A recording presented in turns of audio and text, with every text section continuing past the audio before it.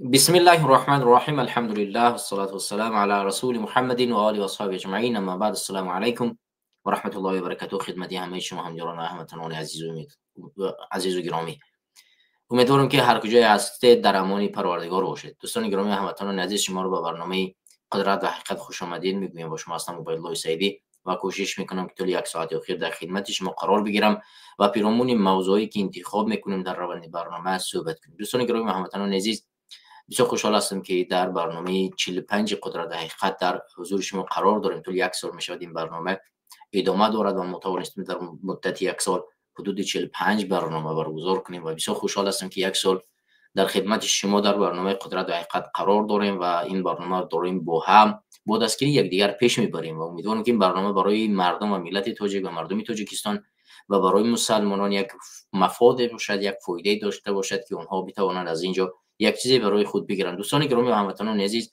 ما وقتی که اینجا میگوییم فایده، منظور از فایده این نیست که برنامه‌های ما فقط باید فایده‌های دینی داشته باشد. نه دوستان گرامی، برنامه میتوانند فایده‌های بزرگتر دیگری داشته باشند که بر روند دینی شما و روند زندگی و اخلاق شما فایده زیادی برسانند. یک از اساس‌هایی که ما اینجا کار میکنیم این بیداری دینی انسان‌ها رو، بیداری سیاسی انسان‌ها رو پیش بردن است. یعنی تفکری سیاسی مردم رو بهتر ساختن است. تفکر دینی و تفکر سیاسی رو بهتر ساختن و انسان‌ها زیاد چیز رو می‌آموزد که یک مسلمان میتواند از حقوق خود برخوردار شود و از حقوق خود دفاع کند.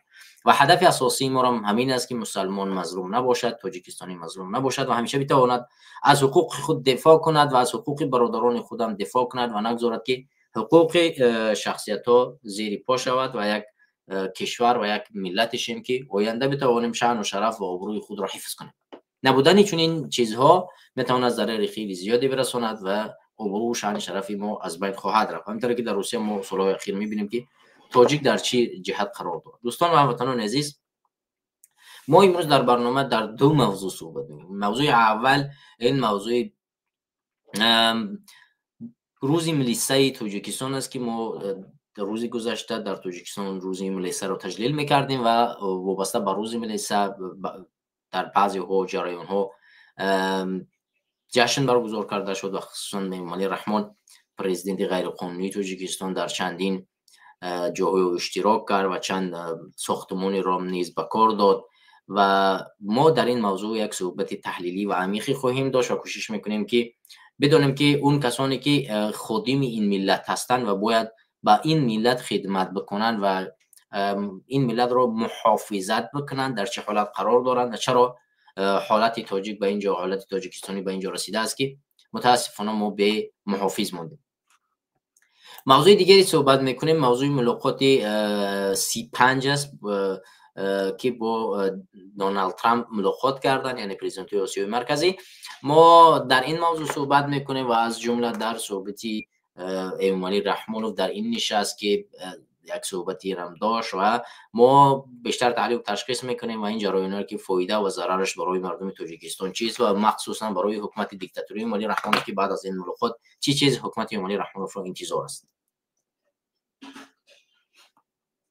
دوستان و هموطنان عزیز و گرامی، میگذاریم به روز ملیسه.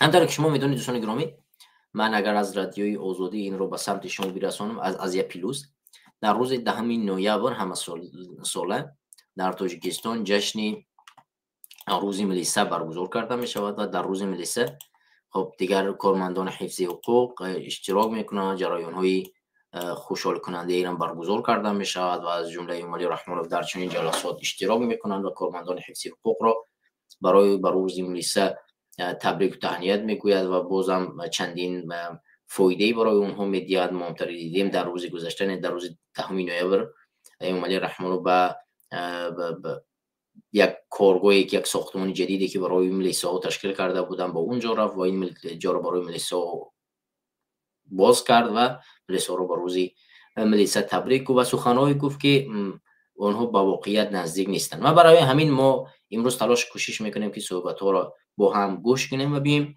فکر نظر مردم را در این بابت بگیریم و فکر نظر خود را در این بابت بگیم. برگردیم به رادیوی آزادی و این مسئله را از رادیوی آزادی به سمت شما، رادیوی از پیروزی باشد. همونطور که شما می‌بینید در اینجا نوشته که امامعلی رحمانوف در روز میلیسه تاجیک برای یک شعبه بینای یک شعبه نوی وزارت کارهای داخلی تاجیکستان، 3 بینای استقامتی برای کارمندان پلیس را به استفاده داد. امروز 10 نوامبر امامعلی رحمانوف رئیس غیرقانونی حکومت تاجیکستان در دوشنبه بینای نوی شعبه وزارت کارهای داخلی در ناحیه سینا مرکزی اینواتسیونی وزارت کارهای داخلی را افتتاح کرد. بیناهای استقامتی برای کارمندان مقامات حفظ حقوق و شهرهای در شهرهای دوشنبه و خوجند به طور فاصلوی به استفاده داده شد. با اطلاع رسمی بینای نوی شعبه وزارت کارهای داخلی روز یکم در ناحیه سینا شهر دوشنبه از تهخانه و 5 آشیانه ارتباط بوده برای 64 حجره کاری می باشد. در اینجا نوع‌های گوناگون دستگاه‌های صحوی، یراق و اسلحه و واسطه‌های علاقه و دیگر لوازمات کاری جای داده شده است. برای کارمندان کتابخوان زمانوی نیز فعالیت میکند. منظورش از کتابخانه زمانوی کتابخانه شاید الکترونیکی باشد. در اینجا همونطور که شما میبینید امامعلی رحمانوف در عکس از این بینو دیدن کرد و این بینو رو با وزیر کارهای داخلی تاجیکستان، وزیر داخلی تاجیکستان رمضان رحیمزاده و پسری کلونیش رستم امامعلی در اینجا اشتراک داشتن و همونطور که شما ببینید این بینو رو به کار سپریدن و در اینجا نیز یک عکس با این مردم گرفتن. اگرچه ما در این عکس حالا رستم امامعلی را نمیبینیم، ولی در عموم در عکس اول رستم امامعلی هست و این بینو رو به چی سپریدن. امامعلی رحمانوف در اینجا با کارمندان میلیسا ملاقات کرده، تایید کرده است که آنها باید همیشه هوشیار و زیرک و برای پیشگیری از هر گونه حالت‌های ناگهانی آماده باشند. همچنین به شعبه وزارت کارهای داخلی یک در ناحیه سینا چند عدد نقلیات نوی خدمت رسانی سپرده شد. در ادامه به اشتراک امامعلی رحمانوف رستم امامعلی شهردار دوشنبه در قسم حربی 335 دی کشانی‌های داخلی مرکز اینواتسیونی وزارت کارهای داخلی به مجموعه بنا و انشاءات خدمتی مورد استفاده قرار گرفتند. با اطلاع دفتر مطبوعات رئیس جمهور در مرکز مذکور متخصصان پس از ختم کورس‌های آموزشی به استفاده از خط نوی تکنولوژی و دستگاه و تجهیزات مخصوص هواپیماهای خرد و بسرنشین، منظورش درون و مجموعه بسرنشین‌های استخباراتی و هوایی را آماده می‌سازند. گفته می شود که در این موضع برای تشکیل فعالیت خدمتی کارمندان شعبه مخصوص زودعملی قسم حربی بینای دوشیانه ساخته شده است که آن از خوابگاه، حجره‌های کاری و بهداشتی، حجره نگهداری اسلحه و لوازمات جنگی، کتابخانه و دیگر انشاءات یاری رسانی عبارت است. در ادامه امامعلی رحمانوف به طور فاصلوی بیناهای نوی استقامتی برای کارمندان مقامات کارهای داخلی در ناحیه شاه منصور پایتخت و شهر خوجند و 2 بینای نوی خدمات دولتی آتش نشانی در ناحیه بوجون غرب را ولایت سوخت و بخش ولایت ختلان را به افتتاح داده است. خب در اینجا اکنون طریق امامعلی رحمانوف به طور آنلاینی، به طور خب ولا اسکایپ باشد، نمیفهم واتساپ باشد، چند بینای دیگری را در دیگر مناطق تاجیکستان به استفاده داده باشد. طبق اطلاع رسمی در سه بینای بلندآشیانه استقامتی به 240 کارمند مقامات کارهای داخلی منزل زیست داده شده است. در اینجا هم همونطور که شما میبینید، ببخشید دوستان یک لحظه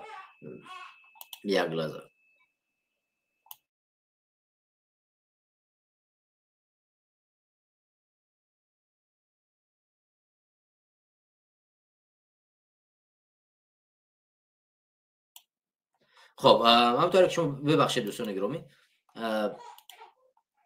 یا لحظه. خب در همونطور که شما میبینید در اینجا دوستان گرامی بینای نوی استقامتی در ولایت سوق در سوق و بخش داده شد، به استفاده داده شده است از جانب خب امامعلی رحمانوف که در برش رستم امامعلی و وزیر کارهای داخلی رمضان رحیمزاده قرار دارد.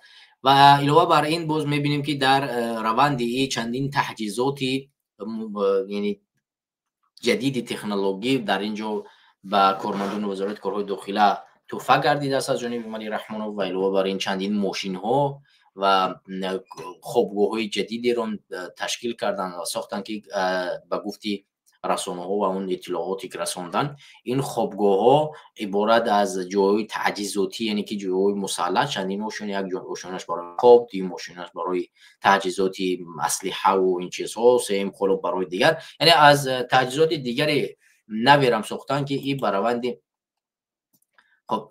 براوندی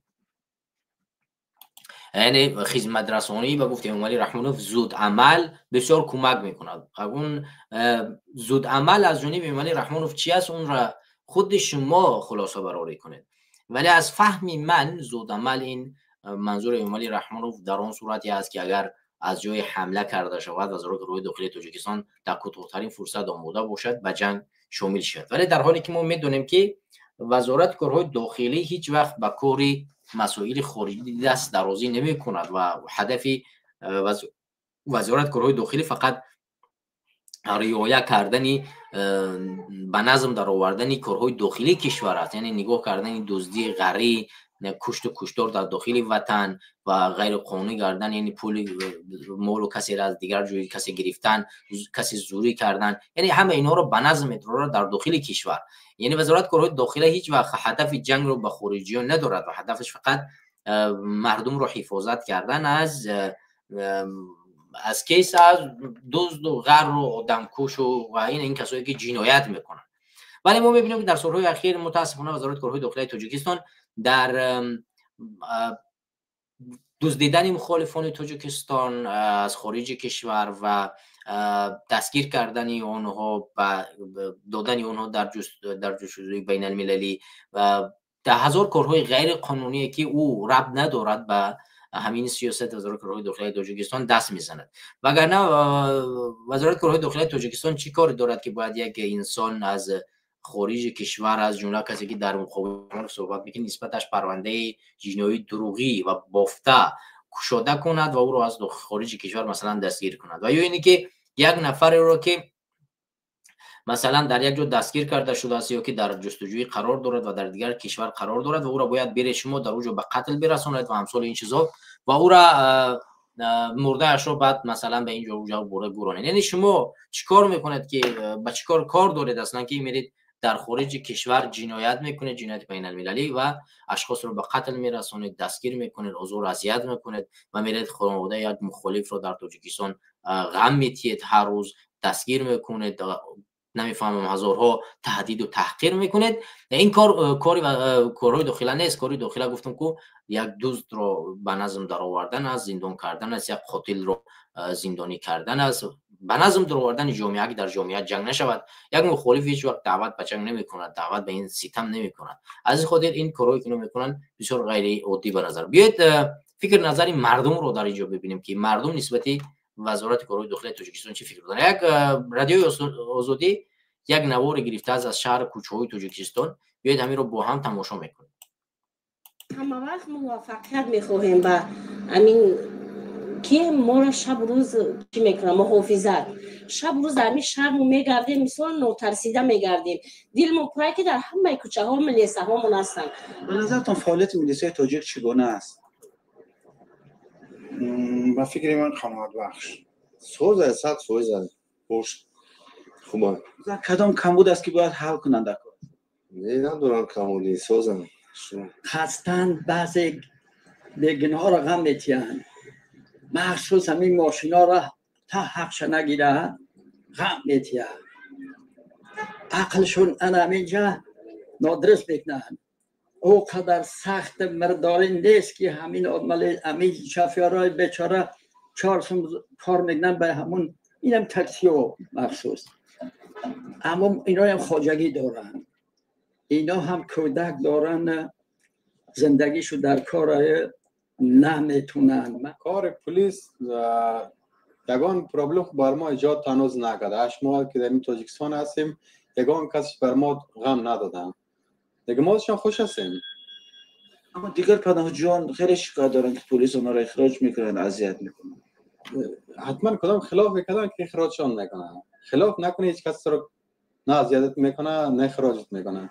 محافظت کنن، شروع محافظت کنن. بعضی هست که خلق وای میکنن، خلق میبخشن، ادامه هست که خلق بعضی ها رو زلال میرسونن. همینا رو بهتر کردنشون مرکان.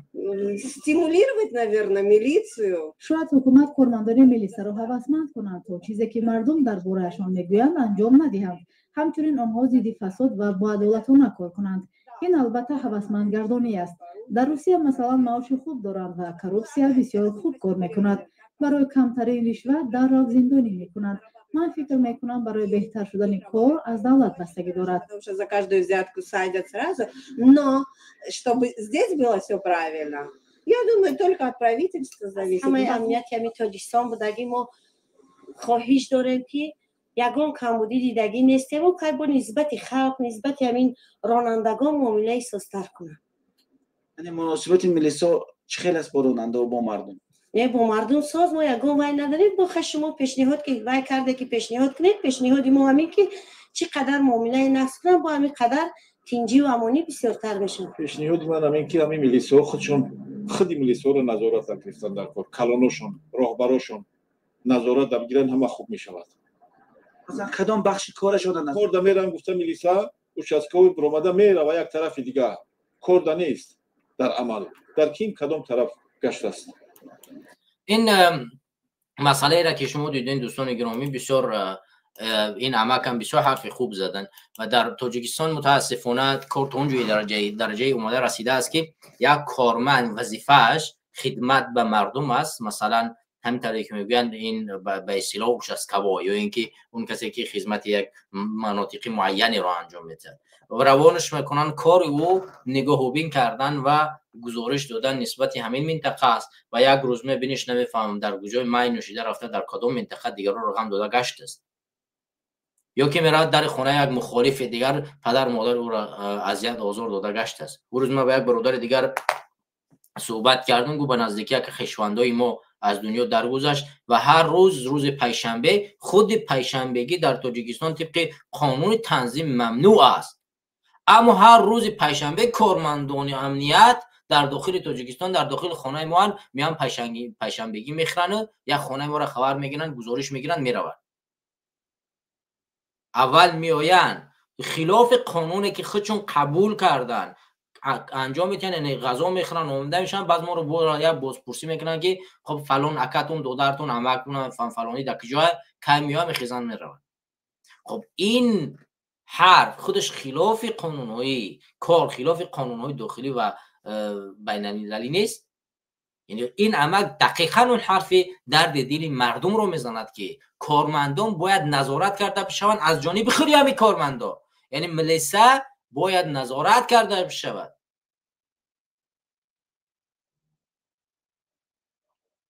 وقتی که ملیسا نظارت ندارد اون چگونه میتواند محافظ مردم باشد؟ همه به برای ملیسا و ناظران راه شکایت داشتن. شما دیدید که چند نفر فقط از ناظران راه شکایت کردن که خب فساد رو کمتر کنید و مردم رحم کنید. این مردم هم در خانه دارد، زن دارد، فرزند دارد، نمیفهم بچه دارد و باید هم که بتواند از فرزند خودش دفاع کند، به فرزند خودش رو نان ببرد، آب ببرد. خب تو ملیسای ابله حیوان تو رو کی حق داده است که بیای یک انسان تاکسیران، یک راننده عادی، یک کسی که برای به خانواده‌اش یک جا میرود او را منع بکنی و ده ها هزار سومونیش رو بکشی بگیری؟ خب فسادکاری تا این درجه زیاد شده است که امروز در تاجیکستان برای کارمند ملیسا شدن پول پرداخت میکنن. میگه فلان جایش روغنی است باید $15,000 $20,000 بده که وظیفه رو برای تو میتن. فلان جایش روغنی نیست باید $500. اونجا پول درآمد زیاد ندارد. روغنی و غیر روغنی را کی شما تعیین میکند؟ روغنی یعنی ملت خود رو خوردن، حرام گرفتن، فساد کردن. این جای روغنی و جای درآمد داشتن است؟ یا که مادر دیگری گفتن که باید هوسمند گردانیده شود تا اینه که فساد نگیرند. معاش رو باید بالا برد و گفت که هر کسی که دزدی میکند جاش جهنم و زندان میشود. و اگر این کارمندان ملیسه هوسمند گردانیده شوند و فساد از بین آنها برداشته شود، جامعه در گلگل شکفانه زندگی میکند و این قدر صدمه در خارج کشور رخ نمیدهد از جانب یا که در داخل وطن خودمون از جانب راننده های تاجیک، چون تمامی این با فساد میآید به دست. امروز از شکم مادرش تولد شده است، پروه دارد، خط نه نوشته نه خوانده میتواند، پروه دارد، یک شهادتنامه رانندگی دارد. آخه اگر این فساد نباشد این شهادتنامه رانندگی از کجاست؟ چگونه او را به دست میارند؟ هر انسانی را برای کار ساختن، وقتی که یک انسان در ساحه کدرشناسی خوانده است او را در ساحه کدرشناسی بگذارید. یک انسانی که اقتصاد خوانده است او را در ساحه اقتصادی بگذارید. یک انسان خائن دزد دروغگو را آوردن در سر وظیفه گذاشتن، چگونه میتواند وظیفه پیش برود؟ این مشکلات در کل ملت تاجیک، در کل ساختاراش دیده می شود. ما امروز حتی در صفای همین مخالفان هم همین کار را انجام بدیم. کسی که دادی روز نامش رو نوشتن نمیتوانست و همسرش از تنش می نویست، امروز در بخش ها گذاشتمش و او را مسئول گذاشتم که در کجای تصمیم بگیره. تمام اشخاص میدونن این نفر یک دروغگوی بیش نیست، هیچ حرفش راست گفتن نمیتواند، در یک بخش موندنش باید تصمیم بگیره. یک دروغگو با تمام عیار، همه میدونن که این دروغگو است، همه میدونن که همین شخص دروغگو است، میبزنن شایسته این کار و اون کار نیست. از این جای حرف میگه، در دیگه جا میگه، از خود راهبریت تا تمام اعضا و تمام طرفاش میفهمن این چیز رو. ولی باز چون این اشخاص رو میگذارن، همین گونه در حکومت تاجیکستان و در مخالفان وجود داره. کلی ملت تاجیک گرفتار چنین یک مریضی است. این مریضی ها باید از بین برداشته شود. ما باید تلاش کنیم که ساختاری را بسازیم که در اون ساختار شایسته سالاری وجود داشته باشد. هر یک کس بر اساسی فهمش در وظیفه گذاشته شود، بر اساس خدمتش در وظیفه گذاشته بشود، بر اساس توانمندیش در یک وظیفه گذاشته شود.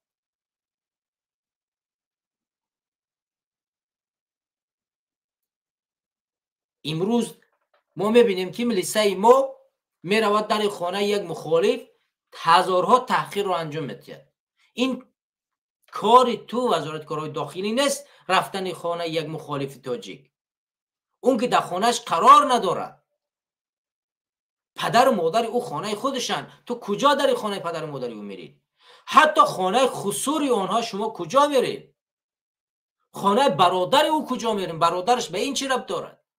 وزارت کارهای داخلی کارش این نیست. کارش به نظم در آوردن جنایتکار و دستگیر کردن جنایتکار است. شما بار اول رفتین معلومات گرفتین کافی است و دیگر هر کسی که واردی و خارجی کشور میشه شما میدانید که در کجاست. چرا باید در خانه یک نفر دیگه بیارید؟ یک نفر را 2 سال اجازت نمیدید که با نزدیکایش در تاجیکستان صحبت کند و بعدا با از اوجا مجبور میکنید که با پرایوت صحبت کنید. این چی منطقی دارد؟ چه دلیلی دارد؟ یک روز اجازت میدید یک شما را کسی نمیفهمم ارباب این ملت گذاشته است یا اینکه نمیفهمم همون جمله معروفی را که گوسوار استفاده میشد همون را امروز به طریق دیگر در مردم استفاده بردن به تمام زمانوی. همونطوری که سروزیر پیشین بریتانیا مودرن سلاوری گفت، بردگی زمانوی امروز در تاجیکستان هم همون را تغییر دادن به اینه که مردم را چکار میکنن؟ از طریق دیگر سواری دارن. قبلا می اومدن آشکار در بالا انسان ها سوار شده کله انسان ها رو میبریدن، در جنگ میکشتن، در جنگ شهروندی، و این حال دارن توسط دزدی غارتگری مردم کشور را چکار میکنن؟ زنجیر و غلامی در گردنشان بستن و دارن اونو رو ظلم و ستم میکنن. و بازم بعض از چاپلوس ها و بعض از دروغگوها چکار کردن؟ آمدن میشینن من نسبتی مخالفان باز حرف میزنن که نه شما دروغ میگید، در وطن آزادی و آبادی وجود دارد. در کجای وطن آبادی و آزادی وجود دارد؟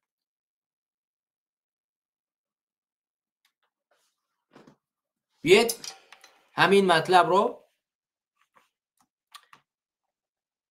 ما از رسانه پرزیدنت این رو دوباره باز میکنیم. ما از رسانه پرزیدنت بریم. رسانه پرزیدنت همونطور که شما در رسانه پرزیدنت میبینید در همین جا همین مقاله به طور دیگری نشر شده است، به طور تعارفی که بسیار از امامعلی رحمانوف تعارف کردن. در اینجا درون هایی را میبینی که آوردن گویا که ساخته تاجیکستان است، در حالی که بیشتر این درون ها ساختی داخلی ندارد. اما به هر صورت همونطور که شما میبینید در عکس‌های گوناگون از تکنولوژی های جدید در داخل این ساختمان دیده می شود و گویا که امامعلی رحمانوف چیزی رو در این باره میفهمد و او رو در اینجا چیکار میکنن؟ با خبر میکنن. و وزیر کارهای داخلی تاجیکستان هم با یک لبخند به امامعلی رحمانوف نگاه کرده از گزارش‌هایی که این رو ساختن نشان میده. و همونطور که شما ببینید در درون‌های گوناگون در عکس و امامعلی رحمانوف رو چیکار کرده؟ ملاقات کرده. البته در اینجا نوارها نشر نشده است. همونطور شما ببینید تکنولوژی‌های گویا و پیشرفته و اینجا هم تکنولوژی کدو پمیدار بسیار اتمی سخته که باز هم میتواند با یک ضربه پمیدار جهان را تصرف کرد. و امامعلی رحمانوف این بادرینگ، پیاز، کارتوشکا و انار، سبزی و خب تکنولوژی جدیدی پیشرفته اش رو نیز در دوامی همین عکس ها گذاشته است که ما از این تکنولوژی پیشرفته نشان میده. یکی از اساس هایی که امروز ما میگیم ساخته تاجیکستان نیست، چون ببینید در عوض اینه که موضوع روز ملی تاجیک است، شما میبینید در روز ملی تاجیک نشر چی چیزهایی در اینجا صورت میگیرد. وقتی که شایسته ها در سر قدرت نیستن چون این اتفاقهای خواهد افتاد. ببینید عکس ها از سبزی و کارتوشکا در روز ملی. خب دیگر عکس های روندی هم این ملاقات دیده می شود و چندین باز هم در اینجا عکسی تربوز خربوزه و با همون کدو و انگور. الله توبه کنم. دیگر حالا شما دوستان بگویید که در روز جشن ملیسا، در روز ملیسا آیا آوردن کدو، انگور، انار، نمیفهمم اپلسینی که در تاجیکستان از ما نیست، همین چی معنی دارد؟ از دید شما در کامنتاری بنویسین که پمیدار و کارتوشکا و همین چیزا را در روز ملیسا آوردن، نشان دادن چی معنا دارد؟ چی منطق دارد اصلا؟ هدفش از نشان دادن اینها به جای تجهیزات پیشرفته تکنولوژی جهانی که بتواند جهان و همسایه‌های ما را ترس بدهد که ما داریم و توانایی مدافع وطن خودمون رو داریم، این چی منطق دارد؟ تو داری روز ملی صد رو تجلیل میکنی، نه روز کدو و تربوزه و انگور رو.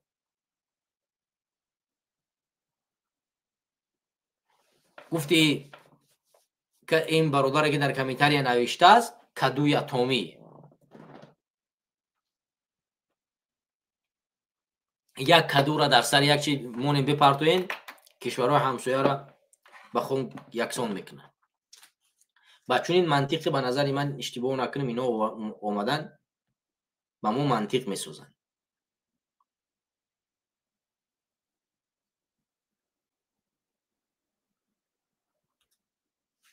خب کارتینگ‌های بعدی را ببینیم. بازم خب اینجا دیگه مربا و با نمیفهمم هزارها، حالا و خدا من گم کردم معنایش تلخ کف شدگی اژدها امام خود. خب اینجا اتاق خوابی، این چندین عکسایی بود از جوان.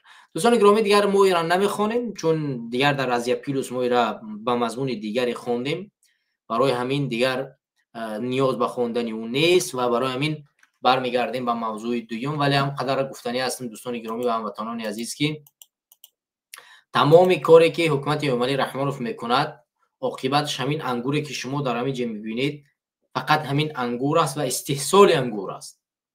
غیر از استحصال انگور و مواد خوراکه امامعلی رحمانوف توانایی هیچ چیز ایجاد کردن و ساختن و اختراع کردن رو ندارد. با این حکومتی که دارد این حکومت نمیتواند اختراعگر باشد.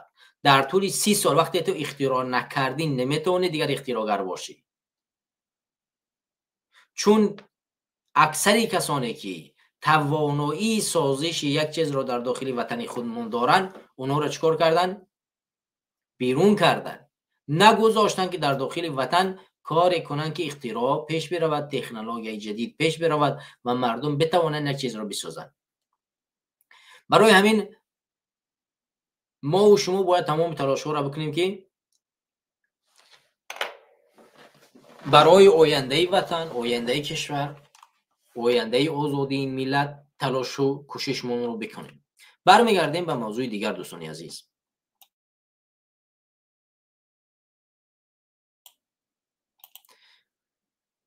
خب این بود موضوع اولی برنامه دوستان و هموطنان عزیز. انشالله که برمیگردیم به موضوع دوم و ما در موضوع دوم میام صحبتی طولانی تر میکنیم و کوشش میکنیم که برنامه از 1 ساعت 10 تا 1 ساعت 20 دقیقه زیادتر نگذرد و در این ساعت ما بتوانیم برنامه خودمون را تمام کنیم. دوستان گرامی هموطنان عزیز، ما و شما انشاءالله همینین میتوانیم در یک جایگی برنامه یکدیگر را دستگیری کنیم و کمک کنیم تا اینکه برنامه پیشرفت کنه. ما همطوری که در هفته گذشته صحبت داشتم و در موضوعهای گوناگونی حرف زدیم و یک از موضوعهای هفته گذشته ما سفری 5 پرزیدنت آسیای مرکزی به آمریکا بود.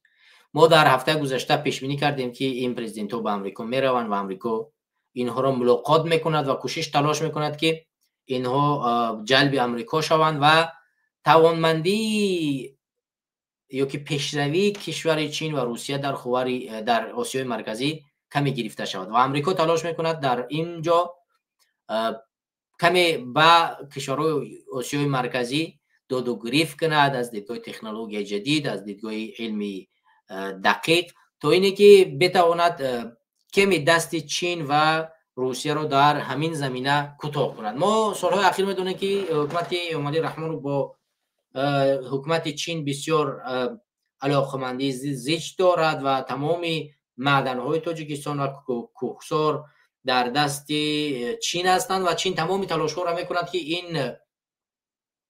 این معدن‌های تاجیکستان رو، دارایی‌های ذخیره‌های طبیعی تاجیکستان رو کاربرد کند و بعد چین ببرد و چند فایز خیلی کمی به تاجیکستان بدهد و آمریکا میخواهد همین توانمندی کشور چین رو کوتاه کند، کمتر کند و وارد همین بازار نه تنها وارد تاجیکستان وارد تمام آسیای مرکزی می شود.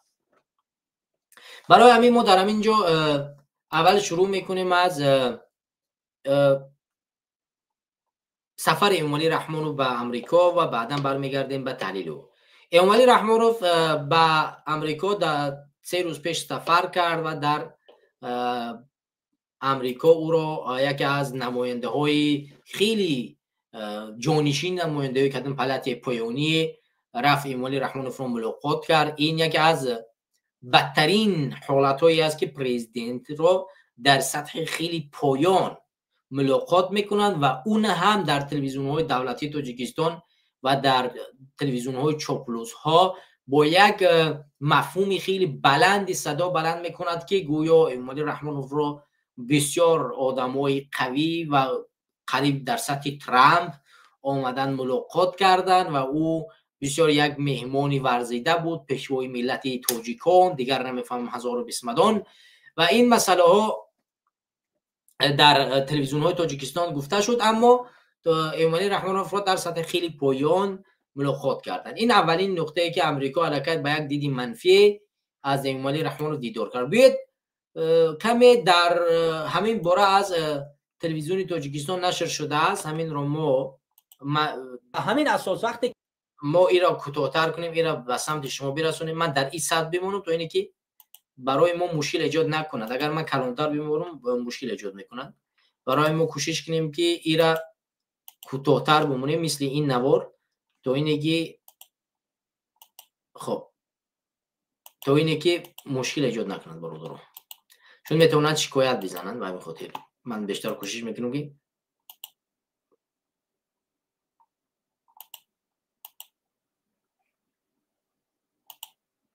این طور بله این طور روشن این نوار رو با هم تماشا میکنیم، بعدا ان شاء الله صحبت میکنیم.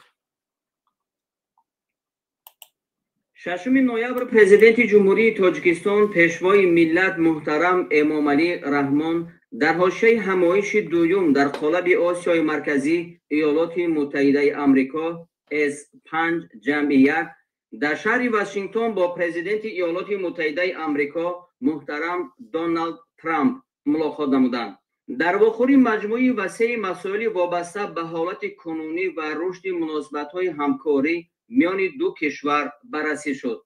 محترم امامعلی رحمان نخست به پرزیدنت ایالات متحده آمریکا برای دعوت و پذیرایی گرم عرض سپاس نمودند.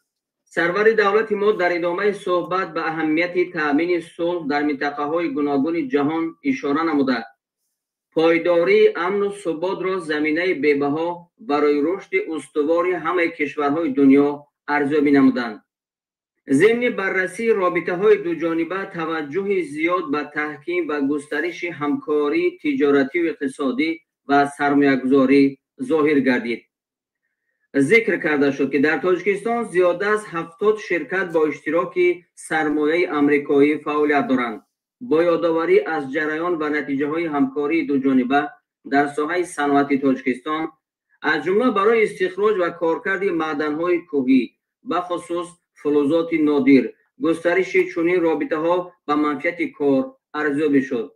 تأکید گردید که امکان و ذخیره‌های استفاده نشده برای تحکیم و گسترش رابطه‌های تجارتی و اقتصادی و سرمایه‌گذاری سودآور میان دو کشور از جمله در بخش‌های انرژتیک، کشاورزی، نقلیات، علم و تکنیک، ذهن صنعی و تکنولوژی‌های معاصر خیلی زیاد است. بررسی این مسائل وابسته به مبارزه بر ضد تهدید و خطرهای جهان معاصر به مثل تروریسم و اکستریمیسم و گردش غیرقانونی مواد مخدر از بخش‌های مهمی صحبت بود. تبادل سودبخش اندیشه همچنین اطراف دیگر مسائل منطقوی و جهانی صورت گرفت. همونطور که شما دوستان دیده در همین صحبتی که همینجا انجام داده شد، در همین صحبت فقط یک حرفای خالی بهش گفته نشد. مثلا یگان شرطنامه‌های دقیق مگر یک شرطنامه انجام داده نشد. بیاید همین رو از رادیوی آزادی بخونیم که امریکا در کدام مسئله ها زیاد دست. این جزئیاتی است که به نزدیکی نشد. امریکا جزئیات سازشنامه‌های تجارتی با تاجیکستان اعلام کرد. دپارتمنت دولتی یا وزارت کارهای خارجه ایما گفته است که سازشنامه‌های همکاری میان تاجیکستان و آمریکا با دو کشور میلیاردها دلار فایده خواهد آورد. امامعلی رحمان پرزیدنت تاجیکستان برای شرکت در همایش راهبران کشور آسیای مرکزی با دونالد ترامپ به آمریکا سفر کرده بود. روز 6 نوامبر دونالد ترامپ و امامعلی رحمان در کاخ سفید دیدار و گفتگو کردند و میان دو کشور چند سازشنامه همکاری امضا شده است. وزارت کارهای خارجه ایما روز 7 نوامبر خبر داد که شرکت‌های دو کشور با هم در حجم بیش از 3 میلیارد دلار سازشنامه امضا کردند و گفته این منبع سازشنامه میلیاردها دلار به آمریکا فایده آورد، باعث پیدا شدن جایهای نوی کاری خواهد شد. شرکت هواپیمای سامون ایر با امضای سازشنامه با شرکت آمریکایی بوئینگ وعده داده است که به مبلغ 3.2 میلیارد دلار هواپیما و تجهیزات ضروری هوانوردی میخرد.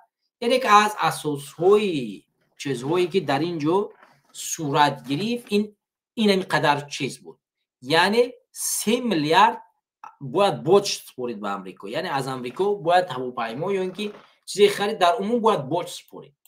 شرکت سامون ایر نیز تصدیق کرده است که با شرکت بوئینگ برای خریدار 14 هواپیمای پیشرفته نوع 787 همین مدل قرارداد بسته است. تاجیکستان با شرکت ترانسپورت ایرز برای همکاری با مبلغ 13.5 میلیارد دلار سازشنامه امضا کرده است. این شرکت وعده داده است که به تاجیکستان در استفاده درست ذخیره‌های طبیعی کمک میکند.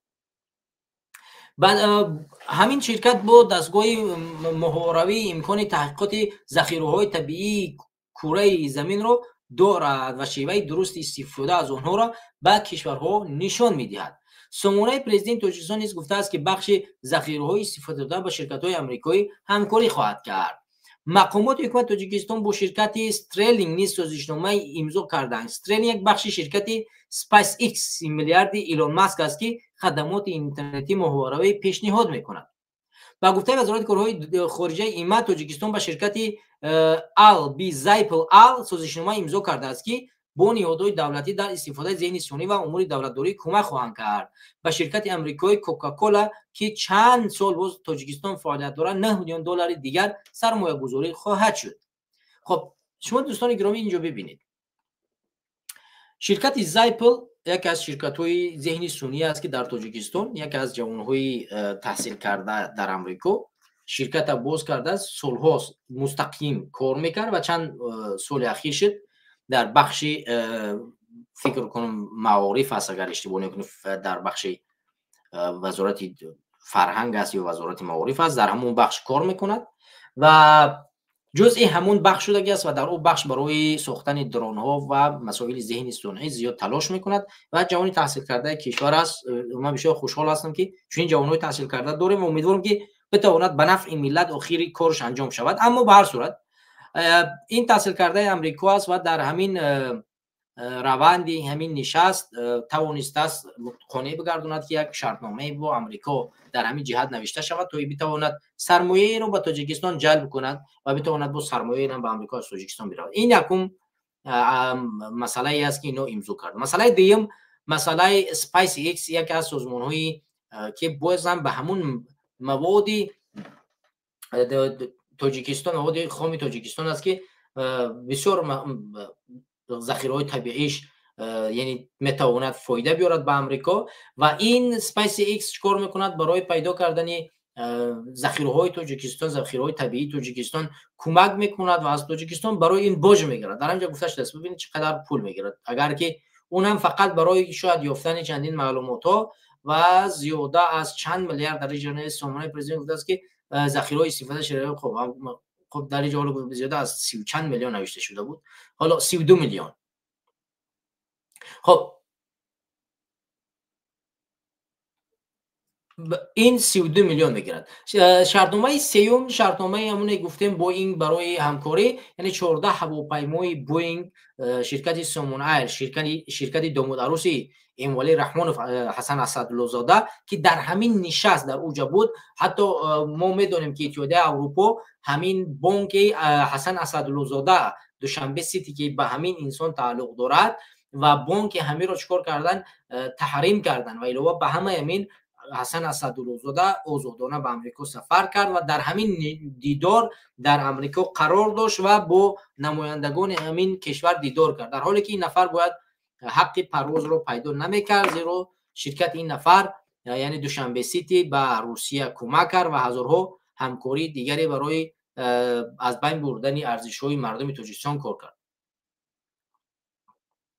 دوستان گرامی در اینجا گفته شده است که با شرکت کوکاکولا چیزی جدیدی نیست، یک چیزی ابزاری است که وقتی پرزیدنت ها نگاه میکنن این یک چیزی ابزاری است که بین یکدیگر تبادل میکنن و میگن که ما فلان چیزا رو امضا گذاشتیم و فلان چیزا باید بشود، چون ملاقاتایی که بین پرزیدنت ها میشد یا خیلیش بدون یگان چیز انجام میشه، یا خیلی شرطنامه ها فقط روی کاغذن، اونها هیچ مفادی برای جامعه نمیارن، برای مردم نمیارن. مثلا مثال عادی میگیریم، همین شرکت ذخیره‌های طبیعی تاجیکستان میتوند که مثلا چین اجازهش نده، رحمان فوقی و روسیه بگه که این کار اصلا امکان نداره، ذخیره‌های طبیعی تو زیر نفوذ منن و خودت حق نداری، رحمان هیچ چیز را قبول میکنن و هیچ این کارو نمیکنن، به همین خاطر این میتونه در روی کاغذ بمونه. یا اینکه شرکت سامون ایر مثلا یک هواپیما دو هواپیما میخرد و میگوید که نه این هواپیما برای شرکت ما قیمت میافتن، ارزششون بالاتر است و ما توانایی خریدن زیاد نداریم. خب دیگه این شرطنامه است نوشته است و مشکل ندارد میرود.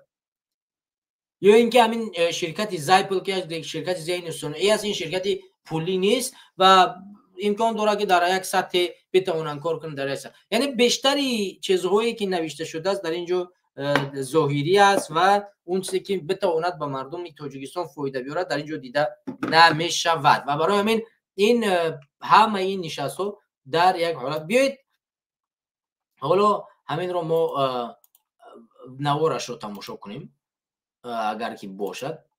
خب ما اگر از رادیو آزادی پیدا کنیم نوار همین رو سفر امامعلی رحمان رو اینجا. دونالد ترامپ رئیس جمهوری آمریکا روز پنجشنبه در ملاقات با رهبران 5 کشور آسیای مرکزی خرید و کارکرد معدن‌های کمیاب و مهم را یک بخش مهمی همکاری‌های دوجانبه خواند و گفت آمریکا در پی گسترش همکاری‌ها با کشورهای منطقه است. من همین حالا یک سلسله ملاقات‌های دوجانبه را با این رهبران در دفتر خود انجام دادم و درباره همکاری‌ها با این گوشه بسیار مهم دنیا صحبت کردیم. ما همکاری‌های اقتصادی خود را تقویت می‌بخشیم، همکاری‌های امنیتی را بهتر می‌کنیم و پیوندهای خود را گسترش می‌دهیم. سازشنامه‌های تجارتی بزرگ امضا شد. محصولات زیاد خوب، تولیدات نظامی و دیگر محصولات را از آمریکا می‌خریم.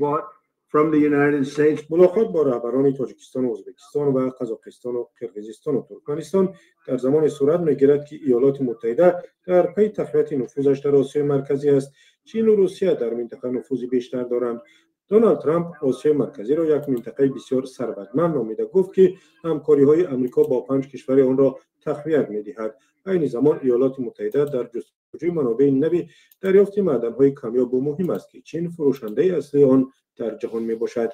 پیش از ضیافت رسمی قزاقستان از امضای قرارداد بزرگ درباره استخراج معدن با آمریکا خبر داد. سازشنامه استخراج ولفرام را در یکی از کلانترین کان‌های جهان در قزاقستان پیش بینی می‌کند.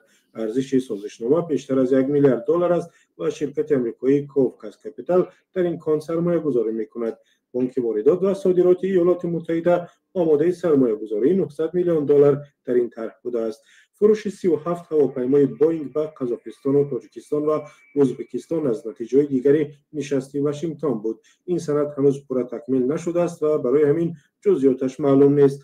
در جبهه دیپلماتی قزاقستان از آمادگی برای پیوستن و پیمان ابراهیم خبر داد. این تشبوس از سوی آمریکا راه اندازی شده، هدفش پودی ساختن رابط اسرائیل با کشورهای عربی و مسلمانی است. تشکر زیاد برای دعوت. امامعلی رحمان رئیس جمهوری تاجیکستان گفت که کشور در زمینه استخراج و فروش معدن‌های نادر با آمریکا همکاری‌های نزدیک دارد. امامعلی رحمان گفت بر اساس اطلاع پژوهشگاه گیولوژی آمریکا کشور ما از نظر استحصال سرمه در جهان در جای دوم است و حالا بزرگترین تولید کننده سرمه سخت است که آمریکا با آن بسیار توجه دارد و ما همکاری عالی در این زمینه داریم. سال گذشته 97% صادرات تاجیکستان به آمریکا را فروش سرمه تشکیل داد.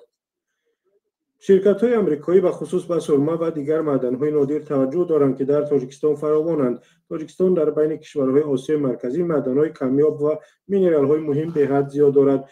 ما مشتاق همکاری امنیتی خود می‌باشیم که تاکنون نگران آن هستیم. رقابت در جهان برای معدن‌های کمیاب و مهم مثل ولفرام، اوران، لیتیوم زیاد می‌شود که آسیای مرکزی ذخیره‌های فراوان آنها را دارد. با گفته امامعلی رحمان همچنین قرار است شرکت سامان ایر با ارزش $3 میلیارد و از جمله در آینده نزدیک 8 هواپیمای پیشرفته بوئینگ بخرد. امکانیت‌ها خیلی فراوان هستند. ما آماده همکاری هستیم. بعضا مسائل امنیتی است که با ما صحبت را ادامه میدیم. با شما من سلامتی میخواهم. برای کار موفقیت. سلامت باشید. رهبران دیگر کشورهای آسیای مرکزی هم در نوبت خود راجع به همکاری‌ها با آمریکا صحبت کردند و شوکت میرزیوف رئیس جمهوری ازبکستان و دونالد ترامپ برای میزبانیش تشکر گفت. جناب محترم ترامپ، ما سهم شخصی شما را در راه اندازی دیگر باری روند گروهی کشورهای آسیای مرکزی و آمریکا بسیار قدردانی می‌کنیم. هیچ یک از پرزیدنت‌های آمریکا مانند شما با آسیای مرکزی رفتار نکردند. من شخصا خودم و همه همکارانم از شما سپاسگزاریم. صادق جباروف رئیس جمهوری قرقیزستان گفت امیدوار است ملاقات سران 5 کشور منطقه و رهبری آمریکا ثمر خواهد داد. ما این قدم را بسیار ارزشمند می‌حسابیم و آن را نشانه از حسن نیت و عهد آمریکا نسبت به آسیای مرکزی و دوستی در نظر می‌گیریم. من باور دارم که تلاش‌های مشترک ما برای کشورها و مردمان ما ثمره متقابلا سودمند می‌دهند. نشست رهبران در چارچوب گروه 5 کشور آسیای مرکزی و آمریکا صورت گرفت که سال 2015 تأسیس یافت و در دایره آن همکاری‌های اقتصادی و امنیتی و انرژتیکی بررسی می‌شوند. در آستانه واخوری چند سازمان حامی حقوق از جمله کمیته هلسینکی و حوفی بین الملل از دونالد ترامپ خواستند در دیدارش با رهبران خودکامه آسیای مرکزی موضوع حقوق انسان را در میان گذارد. کشورهای آسیای میانه در تلاشند در رابطه‌های تجارتی و امنیتی خود توازن را برقرار کنند، زیرا در حال حاضر زیر نفوذ روسیه و چین قرار دارند و از طریق گسترش همکاری با آمریکا و دنبال ایجاد برابری هستند. ولادیمیر پوتین رئیس جمهوری روسیه در اوایل ماه اکتبر در نشست سران آسیای میانه در تاجیکستان شرکت کرد. سی جین پینگ رئیس جمهوری چین نیز ماه ایون با رهبران منطقه در قزاقستان دیدار داشت. اتحادیه اروپا نیز در ماه اپریل در ازبکستان نشست با رهبران آسیای مرکزی برگزار کرد تا درباره سرمایه‌گذاری در زیربنیادها و دسترسی به معدن‌های مهم منطقه گفتگو کند. ایالات متحده هر سال در بخش‌های گوناگون صدها میلیون دلار به کشورهای آسیای مرکزی کمک می‌کند. با وجود این، واشنگتن در گزارش سالانه‌اش کشورهای آسیای مرکزی را برای پایمال کردن حقوق انسان و محدودیت‌های آزادی سخن و آزادی دین تنقید می‌کند. خب دوستان گرامی، همونطور که شما دیدید در جریان همین ملاقات امامانی رحمانی و سخنرانی خیلی کوتاهی داشت، خیلی کوتاه، و این سخنرانی کوتاه در آن بود که تاجیکستان با آمریکا یک هماهنگی نزدیک دارد و همه این چیزا ما میدونیم که در ظاهر از دروغ است و ما میدونیم که تاجیکستان هیچ همکاری زیچی با آمریکا ندارد. تاجیکستان برعکس زیر نفوذ حکومت روسیه است و عین حال یعنی در سالهای اخیر ما میدونیم که نفوذ چین از طریق اقتصاد وارد بازار تاجیکستان شده است و از این دیدگاه بازار تاجیکستان نظارتش بیشتر توسط چین انجام داده می شود که این مطلب بسیار نگران کننده است، چون ما خطرهای چین را زیاد میدونیم که در گذشته چه خطری آنها داشتن و عین حال که اهالی چین یکی از بزرگترین اهالی جهان به شمار می رود و این چیز میتواند برای یک تاجیکستانی خورده که 10 میلیون اهالی دارد بسیار خطر جدی داشته باشد. ما ظلم چین با اویغورها را هرگز فراموش نکردیم و فراموش نمیکنیم که آنها فرهنگ، دین، ارزش و تمام چیزها را در زیر نفوذ چین از دست دادن و تا حال در زیر ظلم و ستم قرار دارند و لگرهای مخصوصی برای آنها آماده کرده شده است و هر روز یک فرزند و یک پدر را میان از در خونش میبردارند و بران سالها در ظلم و ستم قرار میدهند. و این خاطر هر گونه سختی ها از جانب یعنی نظارت از جانب چین و زیر نفوذ چین در اومدن خطری خیلی بزرگی را دارد، چون در یک تغییریابی جغرافیا میتواند تاجیکستان بخش از چین شود و هیچ ضرر خیلی زیادی برای منفعت ملی، منفعت دینی، منفعت ارزش‌های انسانی برای مردم تاجیکستان دارد و ما باید تمام تلاش‌ها را کنیم که از چنین یک کارها جلوگیری کنیم.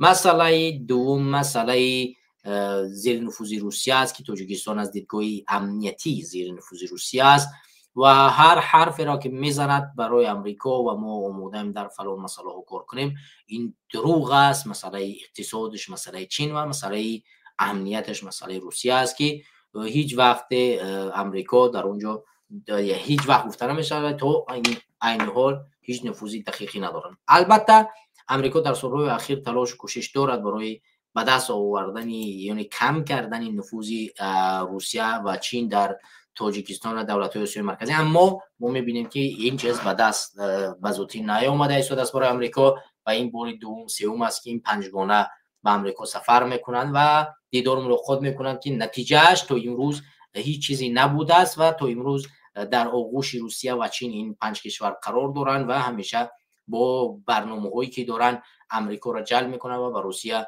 کمک میکنند.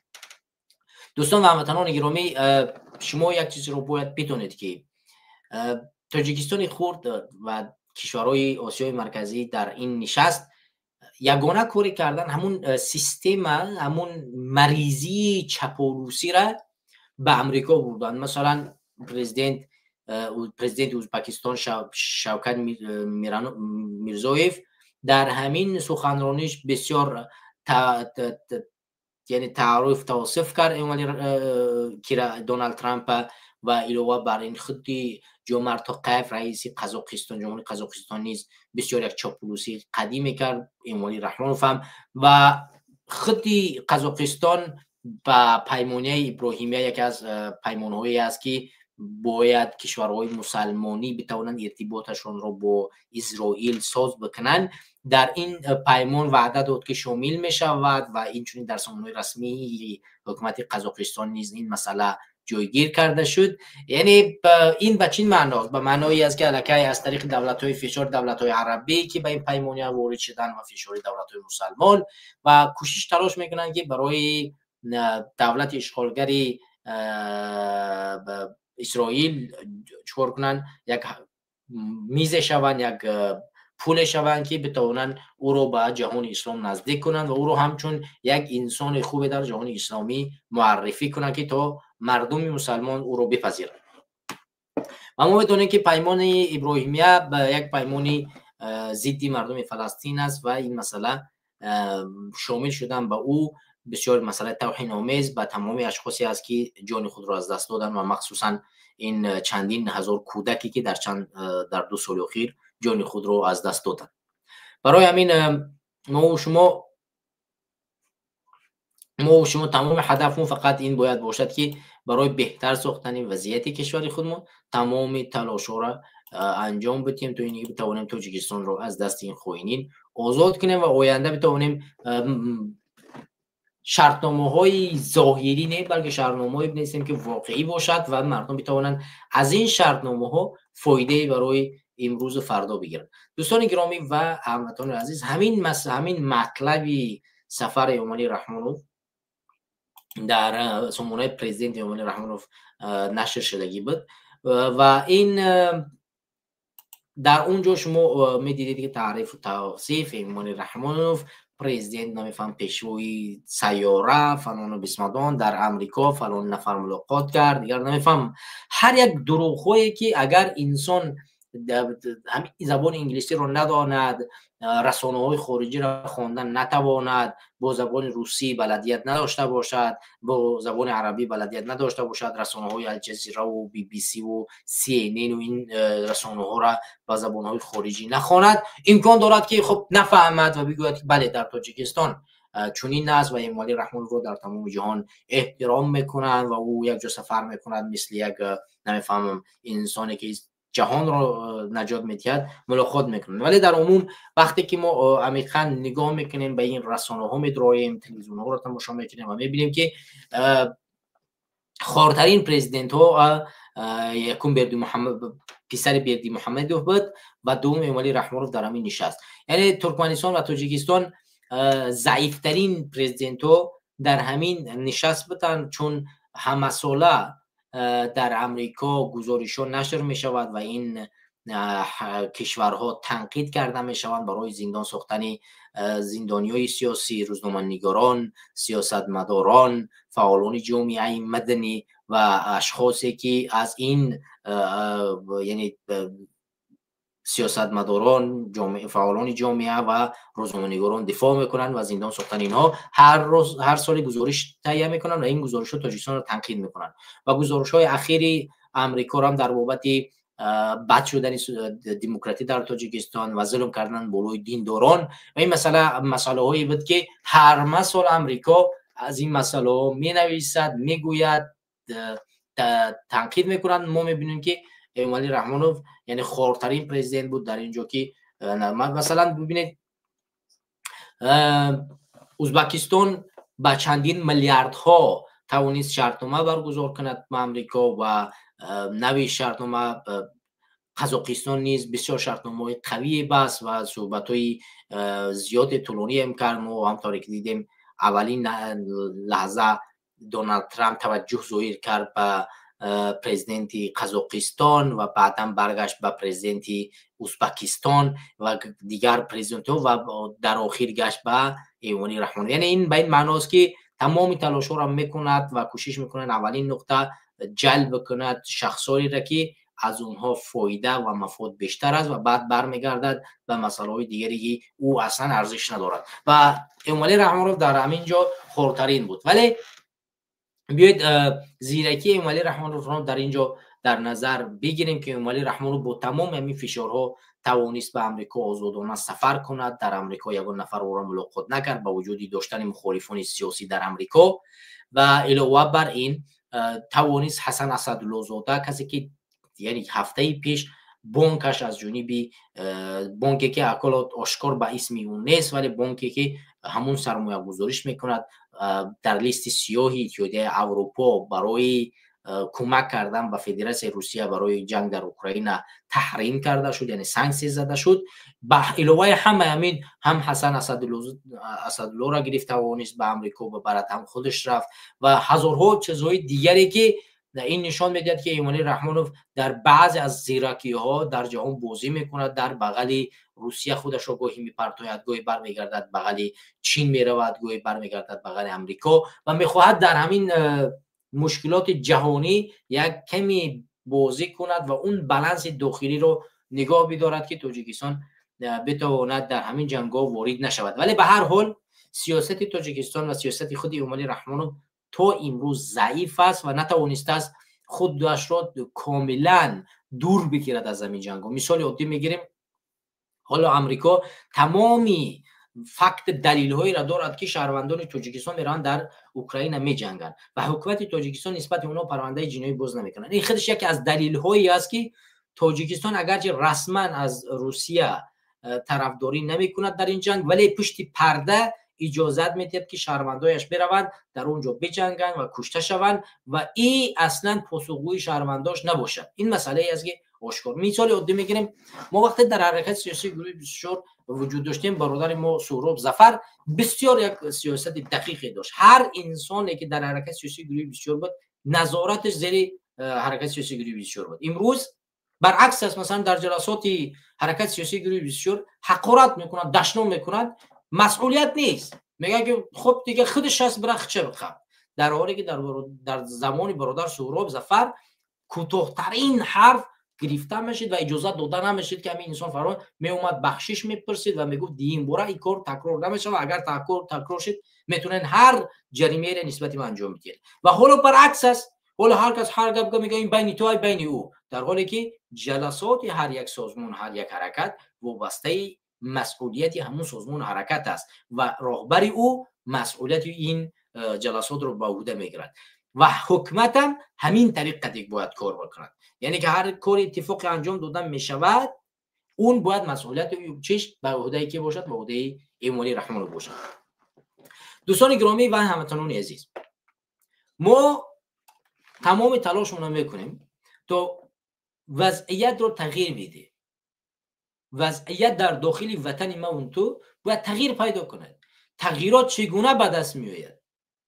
آیا ما می توانیم برای دموکراسی بریم تاجیکستان را آزاد کنیم، برای تظاهر در تاجیکستان؟ من فکر نمی کنم که ما بتوانیم برای مردمی بریم تاجیکستان را آزاد کنیم. ما یگانه راهی که می توانیم امروز تاجیکستان را نجات بدهیم این اتحاد و سرجمعی تمامی ما مردمی تاجیکستان است. ما باید دیگر اعتماد باوری کنیم، بریم با یکدیگر صحبت کنیم و از هر راهی تلاش کنیم بریم تاجیکستان را آزاد کنیم.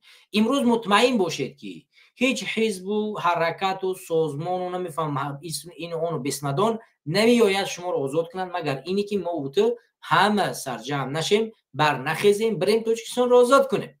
تاجیکستان نیاز به ما و خودت داره، به هر کسی که غمخوار این ملت و این کشور است. پس من تو میتونیم بریم تاجیکستان رو آزاد کنیم، از هر راهی نباشد. مثلا عادی که از ما گفته، مثلا امریکا هر سال در گزارش هاست امامعلی رحمه‌الله و حکومتش رو تنقید میکند، ولی امروز دیدیم که رحمه‌الله در آغوش امریکا خودش رو پرت و بازی کرد و گفت که نه چون حرفون نیست، هیچ اتفاقی نیفتاده است، من اینو فلان بسمدان. مثلا تاجیک‌ها میروند در جنگ میجنگند و میگن نه این مسئولیت من نیست، اونها خودشون رفتن و شهروند، در حالی که نیمش به شهروندی است. مثل اینه که یک از دیگه در جلسات اینو حقارت میکنن، نه اون کاری خودش است برود دیگه، اون تو میدونی او با عهده نگرفتن مسئولیتی دولتداری این باعثی ظلم و ستم و نابرابری ناعدالتی در جامعه میگردد و برای برقرار کردن او باید یک راهبر، یک لیدر و شخصی که میتواند تمام اشخاص داخل یک کشور را شروع کند، کنترل کند، قانون بگذارد که هیچ کس پایش را از قانون بالاتر گذاشتن نتواند. چرا باید در جنگ سوریه یک شهروند تاجیکستان وقتی رفت اشتراک کرد نسبتش پرونده جنایی باز کرده شد و در جنگ اوکراین میرود اشتراک میکنه نسبتش پرونده جنایی باز کرده نشود؟ دقیقاً هر دوش یک قضیه است، باید نسبت هر دوش پرونده جنایی باز کرده شود. و همین گونه امریکا میتوانست در همین مسئله نسبت تاجیکستان چیکار کند؟ تحریم های بزرگی را ایجاد کند. حالا ما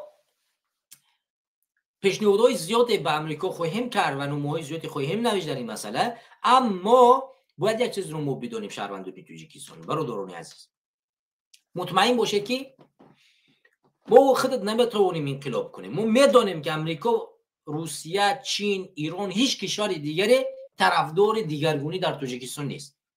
مثلا چین آمده هر روز در تاجیکستان معدن‌های قیمت بهای ما را به یک نرخ ناچیز از داخل تاجیکستان میبرد. روسیه امنیت ما را کاملا کنترل میکنند، مرزهای ما در دست $10,000 روسیه است و هر کاری میخواد به وطن ما اوتو میکنند، هیچ کسی حرفش نمیزنه. امریکا هر سال تنقید میکند، ولی وقتی امامعلی رحمان رو میراد در بهترین وضعیت براش کار میکند، امکان فراهم میکند. یعنی دیگرگونی فقط توسط مردم تاجیکستان به میان میآید، نه توسط دیگر کشورها. هر کسی که انتظار او را دارد که یک کشور دیگر میان ما او را نجات میده، امکان ندارد. ما یک نامه سرکشاده به امریکا نوشتیم، بعضی از اشخاص اومد گفت که باید به امریکا نمینویس. امریکا ما فکر میکنه دیگه نمیدونیم این چیز رو. ما 100% میدونیم که مفادی بعدی از چیزها نمیرسد، ولی باید گوشزد کرد به اینها، رسان که شما کاری میکنید، این کاری را که انجام میدید در مقابل مردم است و باید کسانی که دشمن این ملت، دشمن این مردم هستند اونها را شناخت، نه کسانی که خادم این ملت، این مردم هستند. برای همین ما میتونیم نامه‌های زیادی بنویسیم و کارهای زیادی را انجام بدیم و مفادش برای مردم و جامعه ما برسد. و اگر ما امروز توانستیم امریکا، اروپا، چین، روسیه، ایران و هر کشور دیگری را متقاعد ساختیم که تاجیکستان نیاز به تغییرات دارد، در حالتی که ما از راه زمینی وارد وطن شدیم، در مقابل ما هیچ کسی نمیستد و ما میریم وطن رو مثل که سوریه رفت در مدت یک هفته کاملا رژیم بشار اسد را برکنار کرد و رژیم و پرزیدنت جدید به میان آمد. این گونه در تاجیکستان رو خواهد داد که شاید در 24 ساعت تاجیکستان آزاد بگردد. این در کدام حالت به میان میآید؟ در حالت متقاعد ساختن تمام طرف ها، نه تنها امریکا و اروپا یک طرف، بلکه تمامی مسئله ها را باید پزان و صحبت کرد، از دید دیپلماتی استفاده کرد و کوشش کرد که اونها در چهره ما، در چهره مخالف، در چهره مبارز یک تروریست نبینن و یک اصلاح طلب و کسی که توانایی اداره دولت و دیگرگونی و اصلاحات را در داخل تاجیکستان دارد. و این مسئله مهمی است که ما و خودت باید امروز در کنار یک دیگر بمانیم و مبارزه رو برای تغییر واقعی در تاجیکستان پیش ببریم. وگرنه هر روزه یک دروغگو، یک نمیفهم چاپلوس، یک دزد میاد به اسم مخالف استفاده میکند، میرود به اسم حکومتی از اون طرف استفاده میکند و هر روز ما را به فنا میبرد. ما رسانه هاشون رو میبینیم، بعضی از کسانی که دروغ میگن هر روز به هر بهانه میآید چیکار میکند؟ از اسم مخالف استفاده میکند، پول میکند. دیگرش میراد از اسم حکومت، خادم ملت گفته میراد در تاجیکستان فساد میگیرد، دزدی و غریم میکند. همه این رو ما میبینیم. برای همین کسانی که امروز از شما طلب نمیکنن، فقط میگویند که برادرها برای تغییرات نیاز به اتحاد سرجمعی است، باید در کنار چنین برادرها ایستاد، آمد مبارزه را پیش برد تا اینه که ما بتوانیم آینده تاجیکستان را تغییر بدیم. میروند 100 سال از مبارزه گم میشوند، وقتی برمیگردن باز هم بهانه گم شدنشون رو در گردن من توی مبارز میزنن. هزارها پلاستون میکنن، دزدی میکنن، غری میکنن، نشودن انقلاب و نه پیش نرفتن برنامه رو با در گردن من تو میزنن. برای همین این گونه اشخاصی که اصلا پشت ندارن، این گونه اشخاصی که شخصیت ندارن، هویت ندارن، نباید اعتماد باوری کرد. نباید بر راه اشخاصی که نمیدانند چی میخواهند باید پیش رفت. امروز اگر برایشان موضوع نگذار، توانایی صحبت کردن 10 دقیقه در یک برنامه را ندارند. فقط موضوع دین غیر از او بالاتر رفتن، دیگر موضوعی برنامه نخواهند داشت. نه سیاست جهانی رو میفهمند، نه سیاست دنیوی رو میفهمند، نه عقل انسانی رو دارند. هدفشون فقط کندن پول و تهمت زدن به دیگران است. اگر روزی که به برنامه برگشتن، فقط اون روز نسبت یک مبارز، نسبت یک مجاهد، نسبت یک وارث چیکار حرف بد گفتن است. کاری دیگر و جز این ندارن. برای همین من و تو راهمان رو باید روشن بکنیم، بیایم در راه مبارزه ایستادگی کنیم، مبارزه رو باید پیش ببریم و تلاش و کوششمون رو بکنیم تا برای سرنگون کردن یک رژیم آماده باشی بگیریم. و امروز در کنار ما اگر شما نباشد انتظار انقلاب نداخل کرد. مطمئن نباشد که فردا در تاجیکستان انقلاب می شود. ما 10 سال 11 سال می شود انتظار انقلابی. همین گونه 10 تا 15 سال دیگر انتظار میشید. من 10 بار گفتم که 5-6 هزار تاجیک در سوریه، 8-7 تا 10 هزار دیگر در اوکراین رفته می جنگند. ما اگر همین گونه تاجیکا با هم اتحاد می شدیم، ما رفته تاجیکستان رو تغییر داده بودیم. نه نیاز به سوریه رفتن بود، نه نیاز به اوکراین رفتن بود. وطن خودمون رو آباد می ساختن، در داخل وطن خودمون زندگی می کردیم. عین حال ما میدونید چقدر سوری به سوریه برمیگردن. شما میدونید تعداد سوریایی که به سوریه برمیگردن تعدادشون خیلی زیاد است. رفتن در وطن خود سرمایه بردن و در اونجا چیکار کردن؟ تجارت دارن و در اونجا زندگی میکنن در وطن خودشون.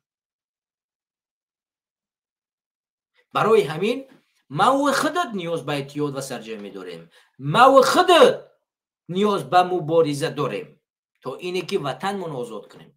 وطندار من و تو هستیم. نگذاریم وطنمون به دست ظالمین، به دست چاپلوسان، به دست دزدان، به دست دروغان بگردد. دزد میتواند در هر دو طرف باشد، دروغگو میتواند در هر دو طرف باشد، هم در طرف مخالف هم در طرف حکومت. برای همین پیش از آنه که هر قدم را که میماند سنجیده بماند و بیایید در راه مبارزه در کنار مبارزین صادق بماند تا اینکه بتوانیم بریم وطن را آباد و آزاد کنیم. دیگر شما را وقتانه طولانی نمیگیرم دوستان و هموطنان عزیز. شما را به خدا میسپارم. پروردگار همه شما را در امانش در حفظش نگهبان باشد. و امیدوارم که برنامه‌های بعدی وارد میشوید و میتوانیم با هم برنامه جالبی داشته باشیم و انشالله همین که برنامه رو با هم پیش ببریم و این برنامه‌ها بسیار برای مردم ما، برای آینده کشور ما فایده‌ای دارد. ما با شما تفکر میدیم، بیداری سیاسی میدیم، اندیشه میدیم، راه نشون میدیم و این مسئله ای است که میتواند ما را با یکدیگر نزدیک بکند، مهر و محبت و صداقت را در دل یکدیگر بیشتر بکند و این احساس میتواند بعد باعث بگردد که در آخر ما و خودت برخیزیم و اون سرجمی را به دست بریم در وطن انقلاب بکنیم. برای همین برنامه ها را همیشه دستگیری بکنین، لایک بیشتر بگذارین، پیوست شوین، فکر نظراتون رو بگوین و در هر موضوعی که هست کوشش تلاش کنین که در کنار ما باشین، در تنهایی با من صحبت کنین، زنگ بزنین، فکر نظراتون رو بنویسین، در گلاسوی با ما بگذارین تا اینکه که من فکر نظر شما رو همیشه داشته باشم راجع به موضوع ها، راجع به برنامه ها، راجع به رفتن تاجیکستان، راجع به راههایی که شما میدونید از کدام وسیله میشود امروز به همین حکومت ضرر رسان. ما چگونه میتوانیم اشخاصی که در حکومت هستند اونها را به جوابگری بکشیم، ما چگونه میتونیم اونها رو جریمه کنیم، ما چگونه میتونیم اونها رو جزا بدهیم. از هر راهی که ما تلاشمون کمکمون میرسد بیاییم با یکدیگر صحبت کنیم و بریم این گونه کارها و اقداماتی که ما ذکر کردیم انجام بدیم. گر باقی در امان خدا باشین. پروردگار همه شما را در امان در حفظش نگهبان باشد. سلام علیکم و رحمت الله و برکاته.